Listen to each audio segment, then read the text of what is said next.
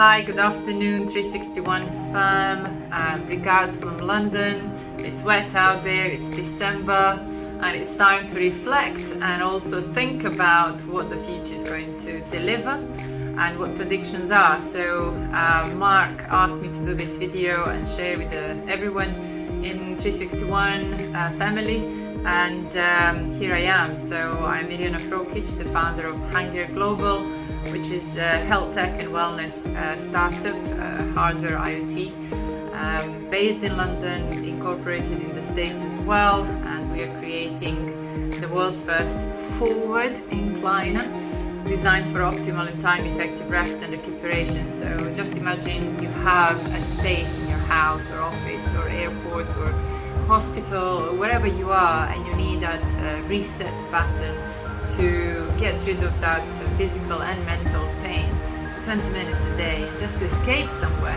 And this is what actually Hunger is. We are we've been through quite an interesting year this year, and also last year when COVID started, we started building our prototypes.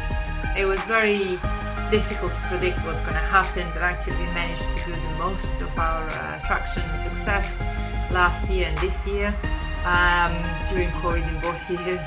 And we managed to test our prototypes, get lots of feedback from people, and it's amazing to hear when people just say, oh my god, I've just been back into mother's womb again. I feel like I've been in another world, in another dimension.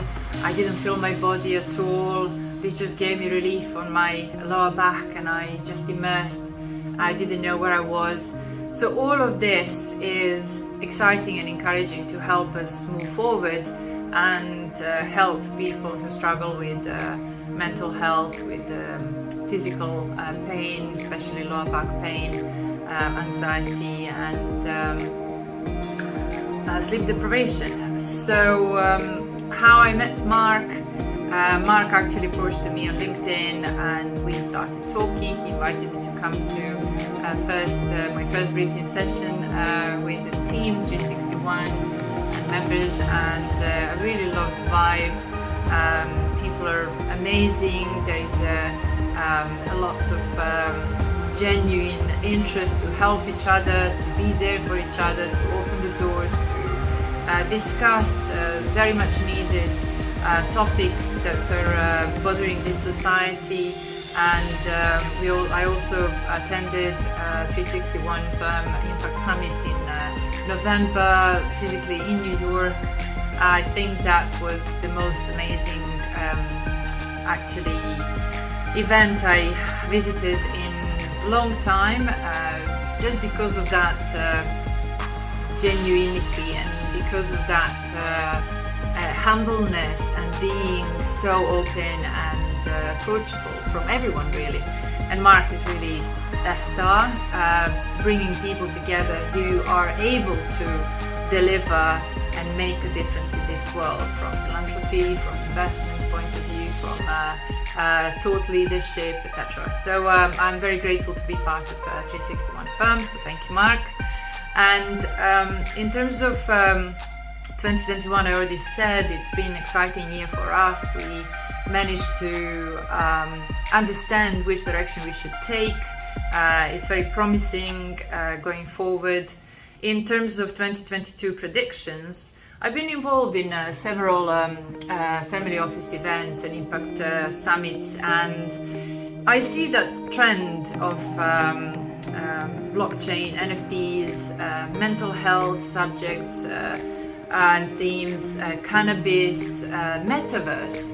So I think that these will be exploding next year, especially as metaverse being a driver in all of this. So there will be lots of mergers, lots of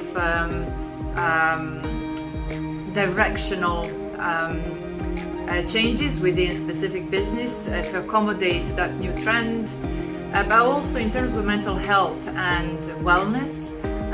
COVID year obviously showed us how big problem this is that society is facing. All of us have been affected by either mental health or physical health. And again, everything is connected. We are one. Body and mind together is one.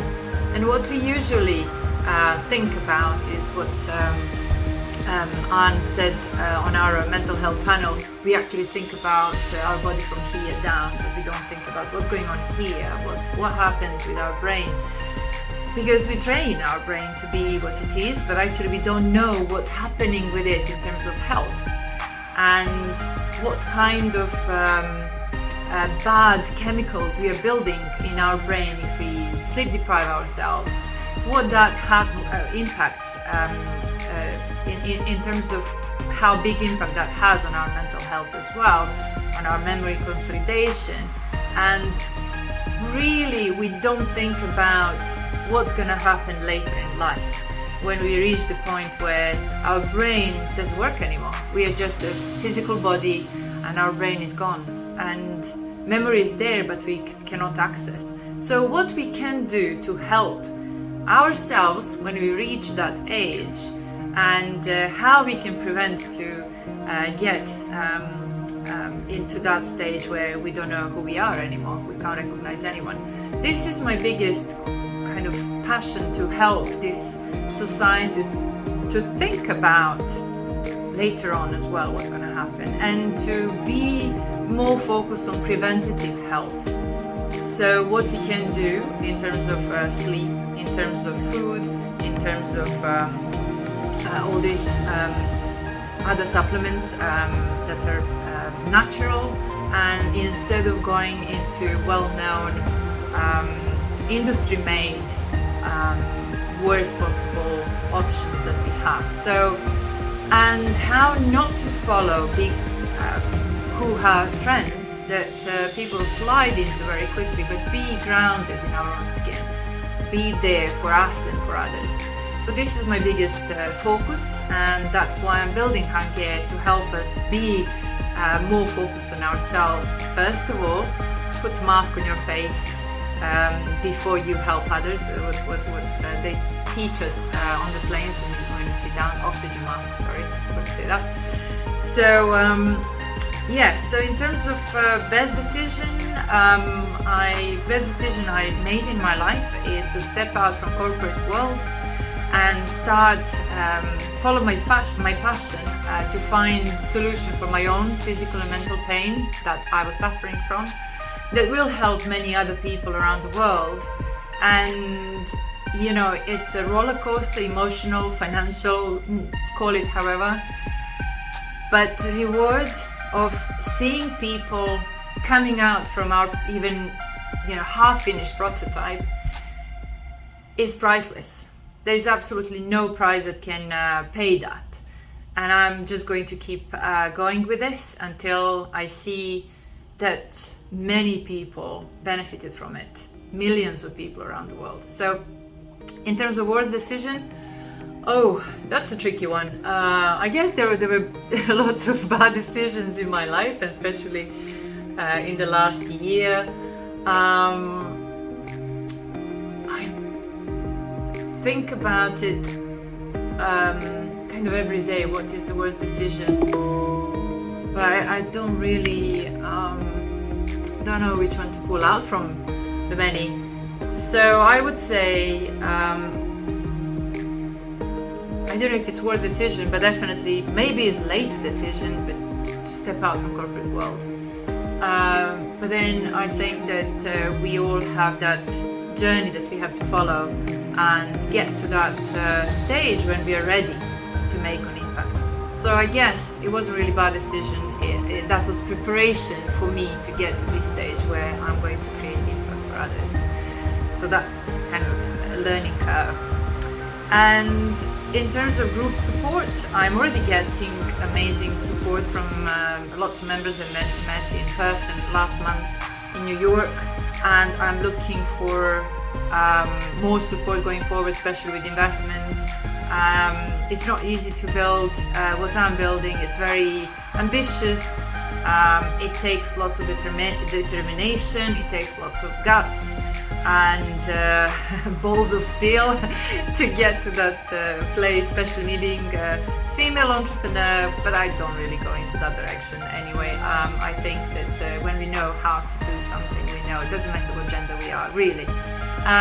So yeah, I am looking for support in terms of investments, as well as moral support and people who've been there, done that, and can also offer advisory and guidance. So also I would like to give in return lots of access to my excessive network in many different industries. I like to connect people with purpose, and I love people, and therefore I'm happy to also help and bring some value back to the community.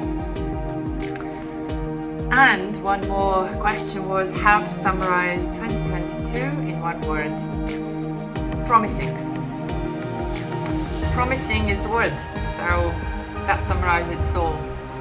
Hope, belief, happiness, etc.